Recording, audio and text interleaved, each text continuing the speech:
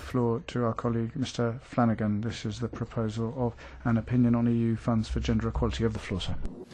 Thank you very much. Thanks for the opportunity to write this opinion on this draft report. A very important topic. If we're going to talk about gender equality, I think the most solid measure of all is hard cash, equal pay for equal work. And this has been a catch cry of civil rights campaigners since the middle of the last century. So in this progressive, modern European Union, how are we doing? We just have a look at the figures, let's say, for example, from 2012 from Eurostat. In 2012, with a qualification on adjustment factors, the EU average is estimated at 16.4%. And you just think about that for a moment. As is often said, in this day and age, within the EU as a whole, a woman gets paid 1/6 less than a man for equal work, which to me I think is extraordinary. If you look at individual countries, Ireland, my own country, we come just under the average, but I don't think that's anything to boast about. You look at countries that are higher on the average. Estonia is the record setter, 30%, Czech Republic on 22%, Slovakia just behind on 21.9%. And also you look at countries like Germany, 22%, and the UK on 19.1%. And of course these are just estimates, and they're not perfect figures, but they do give us an idea, and a really good idea of the situation. I say in this opinion that gender budgeting should be an instrument that will help to ensure that gender equality becomes a reality, with equal pay for equal work, an end to the gender pay gap. But I also ask, how can that be achieved unless gender budgeting is considered in all policy areas, which is not the case at present? The EU has all sorts of noble goals in all sorts of areas, but this is a goal in an area which there is an ongoing discrimination against 50% of the population. I've got 3 daughters myself. In about 10 years' time, they will be entering the workforce, hopefully. I hope that when they're entering this environment, that it's a fairer environment than exists at the moment.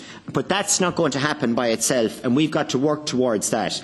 And we've got to budget towards it. And even talking about it now raises awareness, because, you know, there is a bit of a delusion out there on behalf of, well, unfortunately, mostly men, that this problem is over and done with. But I suppose if you were getting less in your pay packet, you would realise that this problem isn't over and done with, and we need to do something about it. And I've said at the beginning, the best measure and the best speedometer to use on this one is money in the pocket. And when that's equal, well, maybe then we'll have achieved something. Thank you. We thank you also for being very committed to gender equality. As a woman, we know what we're talking about. That's why we appreciate every commitment from men's side. Thanks a lot. Mrs. Moskova from DG Just, please. Yes, good afternoon and thank you very much.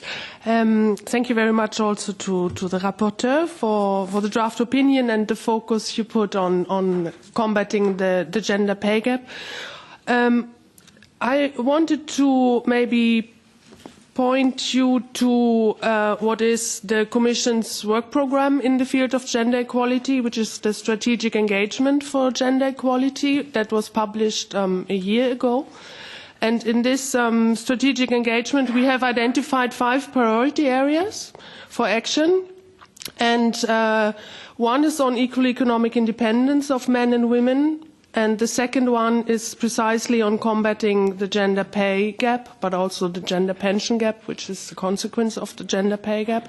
And also the issue just mentioned, decision-making and equality in decision-making.